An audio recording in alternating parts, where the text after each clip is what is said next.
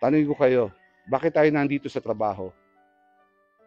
Kasi para magtrabaho.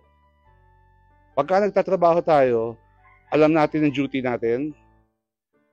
Alam natin ang duty natin, di ba? So, ang duty natin, gawin ng tama yung mga tinatastas natin, yung tinatakbo sa makina, yung tinatali, di-deliver natin. Dapat tama lahat yun, di ba? Pagka hindi tama yun, if you miss the mark, sablay, di ba?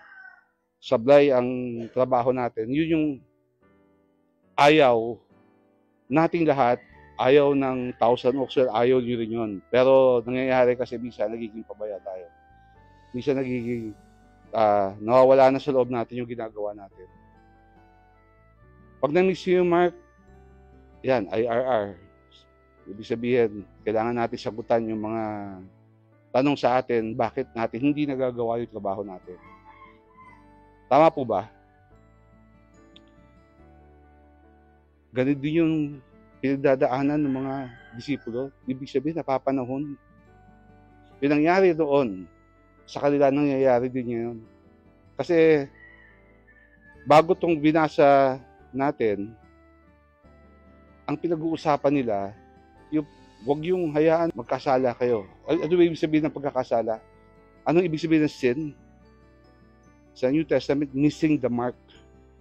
Hindi mo nagagawa yung dapat mong gawin bilang alagad ng ating Panginoon. Kaya sila, sabi nila, tulungan nyo kami. Increase our faith. Ano ba ang faith? Realization of things hoped for. Ibig sabihin ito yung ating pananampalataya sa ating Panginoon. Pinapanood ko yung video ng isang professor ko, si Father Francis A. Ang tanong niya, ano ba image mo ng Panginoon? Ang Panginoon na merciful, siya ay Panginoon din na may hustisya. Yung Panginoon na nagsasabi na pagsisilbihan niyo ako, kagaya ng binasa natin yon, siya rin yung Panginoon doon sa a few chapters before this chapter 12, sabi, pagsisilbihan naman tayo ng Panginoon. So, alin daw ba ang paniniwalaan natin?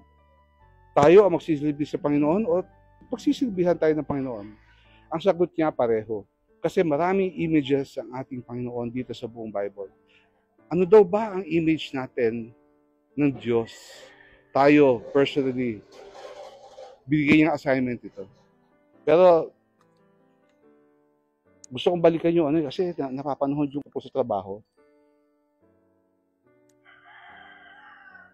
Pagkagaling daw sa bukid, pagdating nila sa boss nila, sa master, anong gagawin nila? Magsusot ng apron, pagsisilbihan yung kanilang master, di ba? Ang ibig lang naman sabihin dito, may duty tayong kailangan gawin.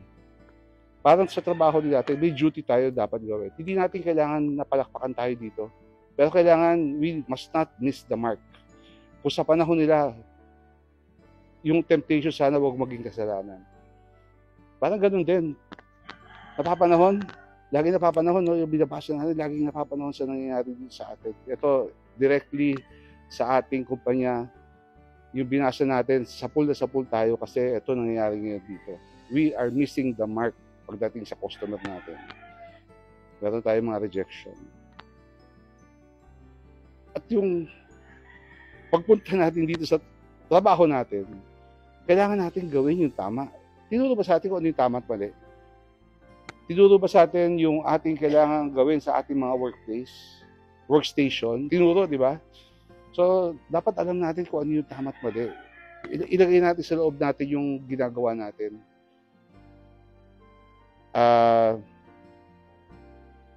Siyempre, ang gantimpala natin tayo, nagtatrabaho, gantimpala natin yung kabuhayan ng ating pamilya. Pero yung sa binasa natin, ang gantimpala nito siyempre yung buhay na walang. May sinasabi dito na, sabihin mo dito sa puno na to, na doon ka tumubo sa dagat, parang gano'n, no? Hindi exactly yung mga words na yun. Yun pong paglilipat ng puno papunta sa dagat, sabihin mo lang sa puno na to, lumipat ka doon, lilipat yun. Hindi po tayo ang gumagawa nun. Tandaan natin, hinihingi natin sa Panginoon yon. Wala tayong kakayanan gawin yon. Kailangan natin ng pananampalataya sa ating Panginoon na tutulungan niya tayo gawin kung ano yung gusto nating gawin, basta tama, tutulungan niya tayo. Magagawa natin yung gusto nating gawin kung tama sa nais niya yung mga pinaplano natin. Dito tatapusin yung pagninilay natin. Bigyan natin ng papurit para ng ating Panginoon. Glory to the Father, to the Son, and to the Holy Spirit.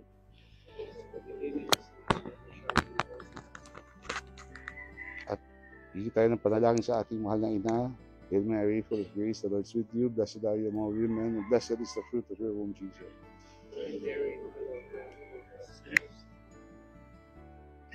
Okay, good morning.